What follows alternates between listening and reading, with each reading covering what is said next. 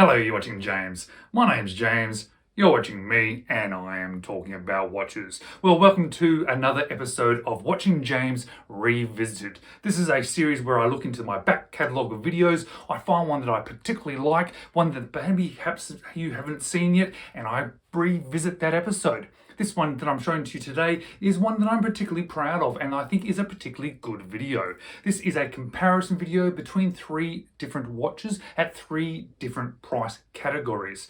It is not a which is better, which is not better, which is better in regards to crystals, which is better in regards to specifications, etc. It is about what you're getting for those values. And as such, I think it's actually quite an interesting video. And I think you guys may actually enjoy it, especially if you haven't seen it before. Now, I do apologize for the quality of the video. This was one of my earlier videos, and as such, my performance, my sort of execution of the video, my editing, and the bits and pieces that I was using for it weren't quite as good as they are today. Not that they are particularly fantastic today. I'm still definitely an amateur, just making some videos about watches, but certainly I'm getting a little bit better as I go along. So please keep that in mind as you watch this video. So let's flip the camera around now and let's check out this comparison video, Watching James Revisited. Hello, you're watching James. My name's James, you're watching me, and I'm talking about watches. Today I'm doing something that I think is going to be rather interesting. I'm going to be doing a comparison video, but it's a slightly different comparison video. Today I have three watches. I have my Seiko Samurai, valued at around about 500 Australian dollars. I have my Longines Hydro Conquest, which is valued at around about 1,500 Australian dollars. And I have borrowed my brother's Omega Seamaster, which is valued at around about $5,000. So this comparison is not so much a comparison of a Seiko versus a Longines versus an Omega. It is more a price comparison. It is a $500 watch versus a $1,500 watch versus a $5,000 watch. A watch that is 3 times what a Seiko is worth, a watch that is 10 times what the Seiko is worth. So I do want to say a big thank you to my brother for allowing me to borrow his Omega for this video. I really do appreciate it. Thanks, mate. Also, just before we jump into the comparison, if you haven't already subscribed to the channel, can you please just click on that subscribe button? I really do appreciate it. If you have already subscribed, thank you so much. I do appreciate the support. So let's jump into this comparison video. It is going to be done slightly differently to some other videos that are out there. I'm going to try and explain that to you and hopefully it makes a bit of sense. So let's jump over to the comparison and let's run through it. So today I'm doing a comparison video of my lovely Seiko Samurai, my Longines Hydro Conquest, and my brother's Omega Seamaster GMT. Now, this is going to be a slightly different comparison video to others that I've seen, and I'm going to try to explain to you now exactly how I'm going to do that comparison. Because the comparison is not so much between the individual watches or the brands, etc. It is more about a sort of a price range comparison. The Samurai is a $500 watch. Now, I am talking Australian dollars, but don't get too caught up in that. I'm not going to worry about comparisons between different currencies. It's more the sort of the price range that we're thinking about. So a $500 watch. Longines Hydro Conquest is a $1,500 watch. So it's 3 times the value of the Samurai. The Omega is a $5,000 watch. It is 10 times the value of the Seiko Samurai. So we have 3 watches, 3 different values. One value of 500, 3 times the value of 500, 10 times the value of 500. So there's the first thing I'm going to be doing. I'm going to be comparing these 3 different price ranges. And I have sort of evened out those prices just to make it nice and easy. The second thing I'm going to be doing, which is a little bit different, is I'm not going to be giving them scores to 1 to 10 or 0 to 10. I'm going to be using the Seiko Samurai as my control. And by control, I mean that all the different categories that I have listed, it is worth 1 because it is $500, it is equal to 1. So as you can see here, as I move this across, it gets a 1 in every single box because it's a $500 watch, it is worth 1 of that, 1 of that, 1 of that, 1 of that. So as I go down the list on the other 2 watches, I'm comparing it against this control watch. How many times better is this watch compared to that one? How many times better is this watch compared to this one? Is it twice as good? You would get a 2. Is it half as good? You'll get a half. If it's 25 times as good, it gets a 25, etc., etc. Hopefully you understand what I'm going to be trying to do here. At the end, there's obviously going to be a total. Because there's 10 rounds, it is 10. We divide that by the 10 rounds. It comes back to 1, obviously. 10 divided by 10 is 1. And then to get a comparison rate between them, we're going to be dividing it by the amount of times it is times the control watch there. So for this, obviously, it's 1. This is 3 times. So whatever this value is going to be, you divide it by 3. This is 10 times the value. So whatever it is, you divide it by 10. Hopefully now you understand where I'm going with this. Now I have listed quite a few different categories, and I'm going to be doing this from a point of view as a watch enthusiast, as a person that has a watch on their wrist, and how they feel about a watch being on their wrist, what they are looking at, what are they feeling about, what are they enjoying about it, from that sort of perspective. I'm not going to be doing it from a technical perspective, especially when we sort of come down to movement. You know, I'm not a watchmaker. I can't say that this is 1,000 times better than this watch. I'm going to be doing it as the enthusiast, as the wearer and the customer of these brands, having it on my wrist. What is the experience with the watch? How many times better is the experience of this movement on my watch compared to this movement on my watch? So it is a little bit subjective. It is a little bit of my opinions here. I understand that everybody may have slightly different opinions and have slightly different experiences with the watches, but let's get into it, and I'll try and explain it as I go along, why I've given the figures that I have. So firstly, we have brand, and let's compare the Longines and the Omega to the Seiko. I have given the Longines a 1, meaning it is equal to the Seiko. Now, I've done this for a couple of reasons. Firstly, I don't think the Longines name has this sort of known quantity and the history and the abilities of Seiko, so I think it actually brings it down a little bit than the 1. However, then having the heritage of the Longines brand, being part of the Swatch group, being a part of the Swiss sort of movements or the Swiss watches, I think it brings it back up a little bit. So I've just made it 1. When you equal out those sort of factors, I know. I've given the Omega a 2, which some people may think, well, that's a little bit underrated. However, think about Seiko, think about how well loved it is, think about how much we love this brand, think about the heritage of the brand, and think about all those bits and pieces. And now let's consider Omega. Omega has all those things as well, and it's a sort of luxury known brand.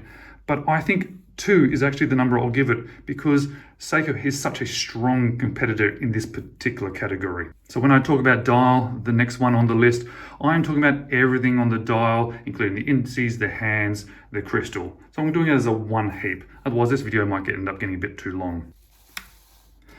And I give the Longines an equal score again of 1. I think the dial on the Samurai is particularly well done. It is very nice. I think Longines is a little bit more simple, but it makes up because it's just done a little bit better. So again, evening out those 2 things, it is equal. The Omega, I think, is done a little bit better. It is finely done. It is thought about a little bit more. It is a little bit better executed. The hands are more delicate, more polished. The indices are nice and curved and sort of almost integrated into the dial, where these ones are sort of more sat on top. So I think it's twice as good. And the third category is lume. Now, this is a slightly interesting one because Seiko is so good at their lume. Now, I do think the Longines lume is great. I think it's very crisp. I think it's very well applied. I think the edges of it are lovely and perfect, but it does not stand up against a Seiko. Therefore, I give it a 0.5, so half of what the Seiko is. The Omega, I think the Seiko still outshines it when it comes to lume. However, it is applied very, very well. It is very neat and tidy. It's put on in wonderful areas. It's very crisp along those thin skeletonized hands.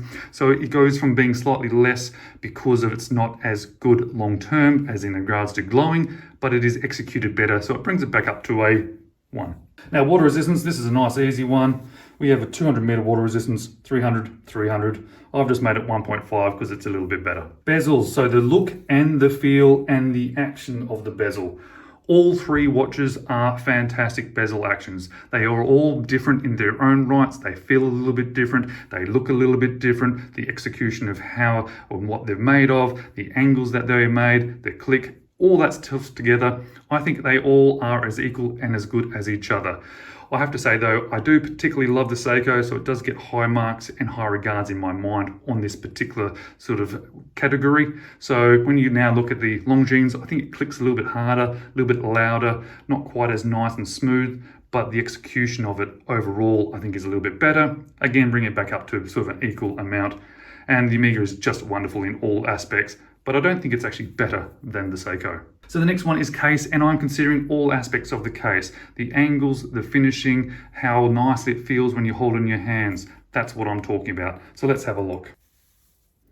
I think the Longines is easily twice as good as the Seiko. It is finer finished, it is put together very, very well, but thinking about this Seiko, it's such a good watch in itself. So when you do compare things against it, it is a little bit hard to say that it is so much better. But it is definitely twice as good. That's how I feel in my own mind. And the Omega is definitely then a step up, absolutely, compared to both the Seiko and the Longines. It is even finer done. The polishing is done even better. The edges and the contours and how it fits together is certainly better. So I'm saying it's going to be 3 times as good as the Seiko. Now the hardest one for me is movement. As I said, I'm not a watchmaker. I know there is significant differences between these 3 movements. But as a person that loves watches, wears watches, appreciates movements on my wrist and how the feel and the daily wearing of it, that's what I'm sort of taking into consideration when I think about movement. So let's have a look what I've given them. I think the movement inside my Longines is significantly better than the Seiko. And it was a little bit of a weird number to come up with 6, but I've thought about all the different aspects about wearing it, about the high beat movement, about the accuracy, about just about the power reserve, all that coming together, and actually life day to day wearing this watch, 6 times better. The Omega is absolutely fantastic. It is a stunning movement inside this. Plus it has the functionality then of a GMT in it as well. 10 times as good. Now, bracelets do get better as watches get higher in price. That is absolutely a known factor. You'll even see on my Seiko, this is not the original bracelet on it. This is a strap code bracelet, because the original bracelet on this watch, it's okay, but it's not fantastic.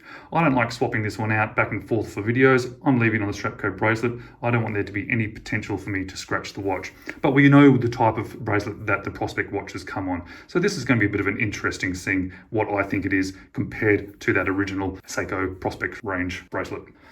I think the bracelet on that Longines is absolutely stunning. It feels real good quality. It's beautiful to touch. It's beautiful to feel. It's lovely on wrist. It has a real nice weight to it, a real solid feel. I think it's easily 5 times as good as the original Prospect range bracelet. The bracelet on the Seamaster is absolutely well known to be absolutely stunning. But I have to say, I don't think it's that much better feeling, quality, and on-wrist presence and on-wrist feel than the Longines. I'm just going to give it just a little bit extra, a 6. I think a few people may disagree with that one. Even if we give it a couple more marks, some people may agree with that. But for me, these are solid links, one sort of solid link. If they had all been individual links, I think it would have a bit more movement, a little bit more wrist feel and silkiness when you're actually wearing it, and it would have gained more points. But as it is, even though it is beautifully well executed, beautifully well made, and very comfortable, I'm just going to say it's a little bit better than the Longines. Now, I did want to put clasp as a different category rather than just integrate it into the bracelet, because we know the Prospect range bracelets, they're actually not too bad, but the clasps are pretty terrible. And the clasps on these are particularly good, so I wanted to do a comparison between the clasps. We have a pressed steel clasp on the Seiko, double pushes and a security. On the Longines, we have a security and a friction lock, milled all throughout, and a very nice milled clasp as well, especially on the insides. The materials used are fantastic. The clasp on the Omega is stunning. It is just a double pusher, very, very well executed, very well integrated into the bracelet as well. Beautiful clasp, has a lovely fully milled divers extension as well. Just a nice feeling, nice on wrist feel, nice on wrist presence clasp. So let's see what I've given it. So I think absolutely the Longines is easily, again, 6 times better. It just is so much better. And this one, absolutely a little bit extra again, a 7. Now, wearability, well, this is an interesting one, and it really is sort of my own sort of personal feeling and my own sort of personal preferences. What is the wrist presence like? What is it like wearing it, feeling it, comfort? How does it look? how does it fit into my wrist, all of those things together. Let's see what we put. I think the Longines is easily 3 times as good as the Seiko. It has a thinner case, it fits down on the wrist really, really well, and it has a lovely feel and wearing and wanting to wear this watch over and over again. Saying that, still love my Seiko, so I know I do wear it a lot, so I'm not going to put down the Seiko. Omega, again, it's just a little bit better. It just sits a little bit nicer on wrist. It sits a little bit flusher on wrist. Beautiful, nice wearing watch. 3 and a 4. So let's add all these up and see what we get. So Longines gets a 27, the Omega gets a 37.5, because obviously the Longines is a better quality watch than the Seiko. And obviously the Omega is a better quality watch than both of them. So when we divide that by 10, 2.7, 3.75, and now the comparison. So obviously the Seiko is the control unit, it equals 1. The Longines actually does quite well. It's almost as good when you take into account that it is 3 times the price. So I've divided this by 3 because it is 3 times the price, and we're almost equal. So we're going up price 3 times, but we're going up quality, feel, and overall, all these categories almost by 3 as well. However, Seiko still wins. The Omega, we do expect this number to be lower because as you go up and up and up in price, the sort of the curve of quality and comfort versus price, it sort of levels off at some point. So 0.375. So at its price, it's a third as good as the Seiko when you divide it by 10. And I actually think that's actually not a bad figure. That could be significantly lower. When you're paying significantly more money for a watch, and you're only getting so much extra when it comes to little fine details, little fine areas, I think that's actually not a bad score when it takes into account that it's a $5,000 watch compared to a $500 watch. But as you can see, the winner, realistically, if we're considering winners, is going to be the Seiko. At $500, it really, really is a good watch and a really good price for that watch. When I was starting this comparison, I wasn't quite sure what was going to win. I knew the Omega wouldn't, and not because it's not a better watch. It is certainly the better watch out of the 3, but at the price, I knew that that would divide that down considerably, and I knew it'd probably be less than what the Seiko would get. It was the Longines that I was a little bit interested about because I know that it is significantly better in almost every area than the Seiko. It just then becomes a price perspective. So I guess what I'm saying here is the Seiko is the best value watch at its price range. However, I'm also going to say that if you then get one of those Longines at a cheaper price, perhaps on the used market, it will probably overtake it. But then I'm also going to say that I've swapped this to a Strapco bracelet. So realistically, if we were looking at bracelet and clasps, I would triple that, make that a 3, make that a 3, and that would lift that above 1 because it's very easy to swap out a bracelet on a Seiko, and they make specific bracelets for the Seikos. So what am I saying? Get that, put it on a better bracelet. Lovely to have that movement inside there though, wouldn't it? Thank you so much for watching. I really do appreciate it. I hope you kept up with how I've done this comparison, a little bit different to others. And as always, I hope to see you in the next video.